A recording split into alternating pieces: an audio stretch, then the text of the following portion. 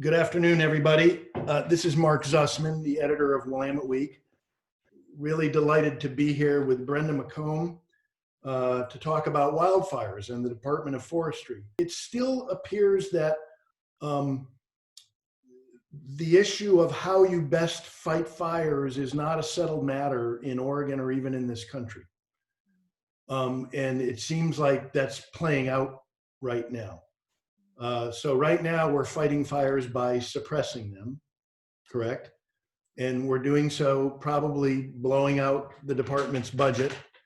And I know that the state agency has had financial shortfalls, but we're now hearing, criticism that the state needs to do more prophylactically, if you will, and selected burnings.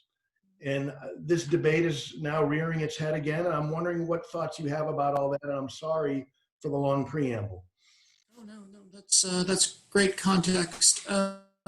So yes, there have been some discussions among board members and with ODF staff about prescribed fire as a tool to use in terms of reducing fuels in various parts of the state. I think that Doug Graff and his staff in the fire division support that idea, but it comes with a lot of challenges, and one of the challenges, of course, is management of smoke from those prescribed fires. ODF has worked closely with DEQ to come to an agreement on what is an allowable smoke intrusion into certain communities from prescribed fires. So that's a good step forward, I think. But there's just a lot of potential for using prescribed fire to manage fuels, especially strategically around populated areas. So it sounds like you believe there is a demonstrated benefit to prescribed fires. I think that there is. It is certainly not a panacea. The issue here is that Smokey Bear has done a really good job for the last 50 or 60 years and kept fire out of the forest in places where fire is more frequent than we're allowing it to be. And so there's an accumulation of fuels in many forest types, not all, but many. And with those accumulated fuels and just the right weather conditions and a source of ignition, we get fire that we really can't manage and can't control. So one approach is to reduce those fuels, introduce prescribed fire, and reduce the risk that it's going to be a fire that we can't control in the future. And, I know the ODF Fire Division is very aware of this, and they've been working to try to move it in that direction, but it costs money to do prescribed burning. It takes work with the local communities to manage smoke and smoke intrusions. And there's just a limit to the number of acres that they can burn in any one year, or other agencies can burn in any one year. So, strategic fuel management around populated areas probably is a good approach to the degree it can be done. The other issue, though, is should we let fires burn outside of those areas and reduce fuels? And in cases like this one right now, we don't have a choice. I mean, the weather has dictated that the fires will burn and they aren't going to be controlled, at least some of the big ones. So that will reset fuels in those areas for quite some time.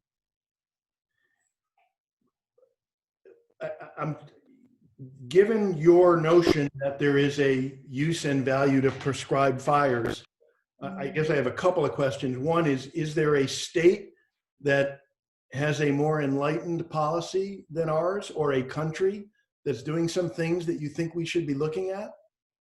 What's the paradigm in this globe for addressing climate change as it relates to fires? Yeah, I don't know if there are states that are more enlightened heightened, but there are certainly states where prescribed fire is used very regularly.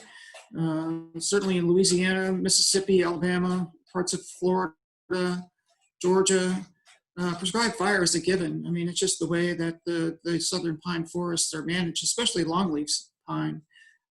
So it's commonly used there, but the topography there is flat. It's well roaded. It's easy to control prescribed fire.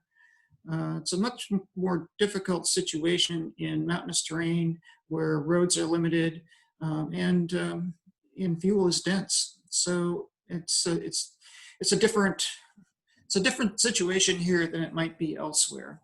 Yep. But I still think there's the potential to do more, and especially strategically. Is prescribed fire just not being done in Oregon now, except by? Oh, it is actually, yeah, it is being done.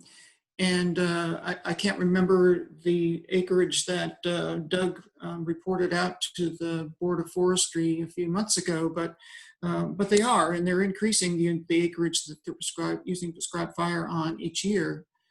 And then the Forest Service is doing some prescribed burning, especially where they've had fuel reduction efforts in central and eastern Oregon, and BLM too. So there is some prescribed burning.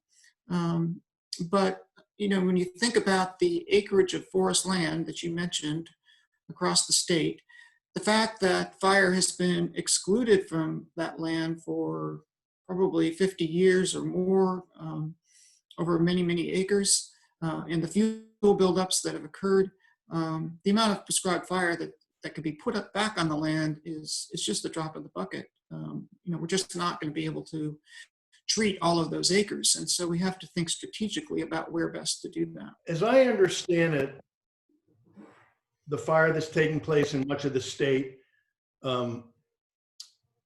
is along the valley, and it's Doug fir, and it's considered to be a 100-year fire.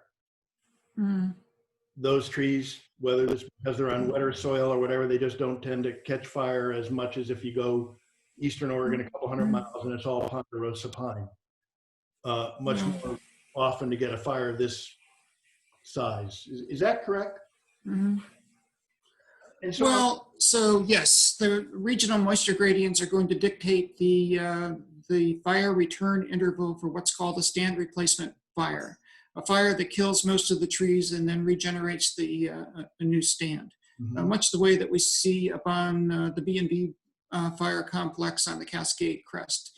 So that was a stand replacement event. So in the West Cascades, stand replacement fires maybe vary from every 150 to 300 years. But low intensity burns, fires that kind of creep through the understory, kill some trees, kill some shrubs, reduce the fuel loads, those were very common in the past. And we're doing a very good job of controlling those and not allowing them to do their job, largely because we don't want them to get out of control.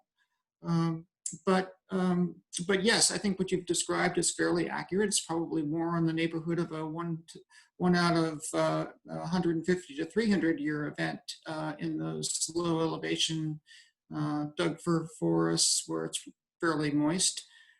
But yes, and then you go over the crest of the Cascades and the ponderosa pine stand, the fire return interval there is every maybe 5 to 15 years, but they're low intensity. So and then if we go to the Coast Range, you know, it might be every 200 to 400 years that we get a stand replacement event. It really varies regionally. We're beginning to see some of that change as a result of climate change. At least that's what some of the predictions are telling us, that climate is going to make it more likely that we'll see some of these large stand replacement events in the future. So I think we just need to be prepared for that.